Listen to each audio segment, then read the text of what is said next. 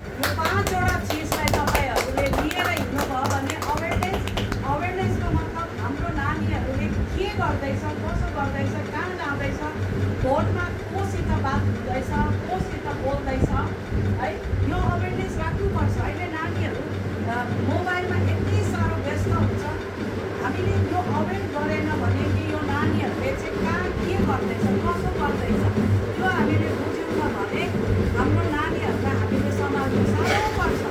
र यो मोबाइलको लाई चाहिँ हामीले कसरी हामीले त्यसलाई पाउनुपर्छ, दिनुपर्छ। तर नानीहरूसँग चाहिँ हामीले कुन तरिकाले चाहिँ नानीहरूले चाहिँ हेर्दैछ, के हेर्दैछ, त्यो अवेरनेस बिफोर बाउन्ड्री।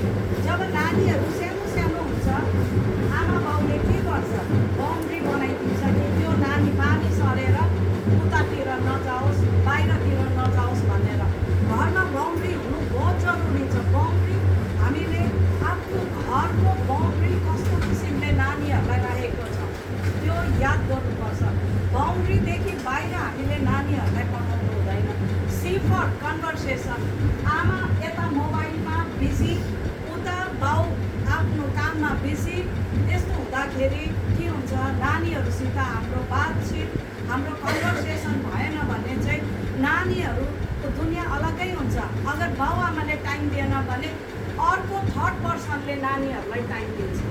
जब त्यो नानीहरू अर्को पर्सनसँग जब टाइम लिन्छ, फेरि बाउ आमाको जरुरत पर्दैन नानीहरू। अहिले जुन ड्रग्सको चपेटमा आइरहेको छ, लिभिङ रिलेसनमा फसिरहेको छ, त्यसले गर्दाखेरि चाहिँ हामीले चाहिँ यो किसिमले चाहिँ नानीहरूलाई कस्तो किसिमले चाहिँ बाउन्ड्रीभित्र राख्नुपर्छ, त्यो कन्भर्सेसन राख्नुपर्छ।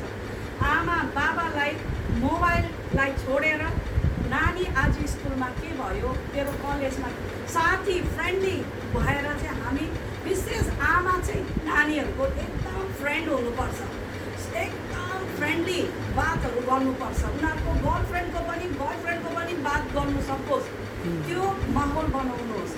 डिफर डिसिप्लिन, घरकै डिसिप्लिन छैन भने नानीहरूले डिसिप्लिन उनीहरू आउनु सक्दैन।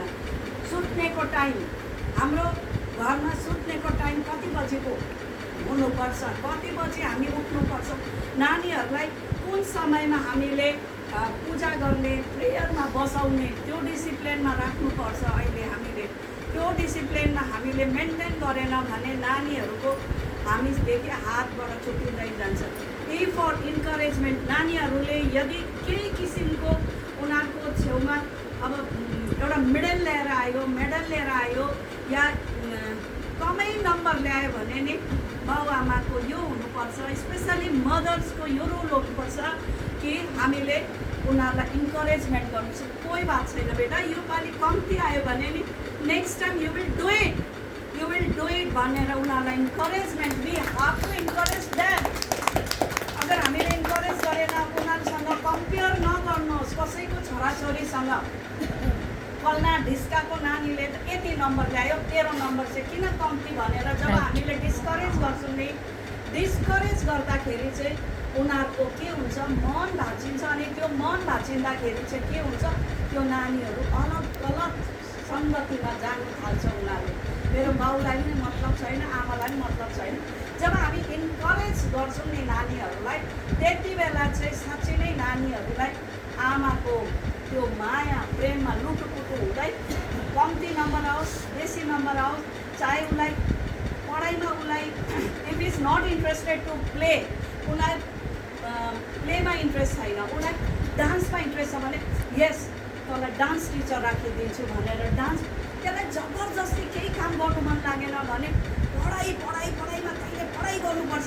But if he is not interested to study in his lesson, किन उसलाई जब उसलाई लेसन पढ्नै इन्ट्रेस्ट छैन, उसलाई केही चिजमा इन्ट्रेस्ट छैन भने उसलाई जे चिजमा फोकस गर्नु छ।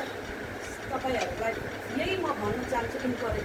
यो 5 अल्फाबेट लिएर तपाईँहरू यदि जसको नानी सानो छ, अहिले नातिनीहरू पनि छ हाम्रो, उनीहरूलाई यो 5 अल्फाबेट लिएर यदि कोही मदरले आफ्नो नानीहरूलाई अगाडि बढाउनु छ भने चाहिँ यो 5 अल्फाबेट लिएर हिँड्नुहोस्। त्यसैमा तपाईँहरूको सबै काम कम्प्लिट हुन्छ।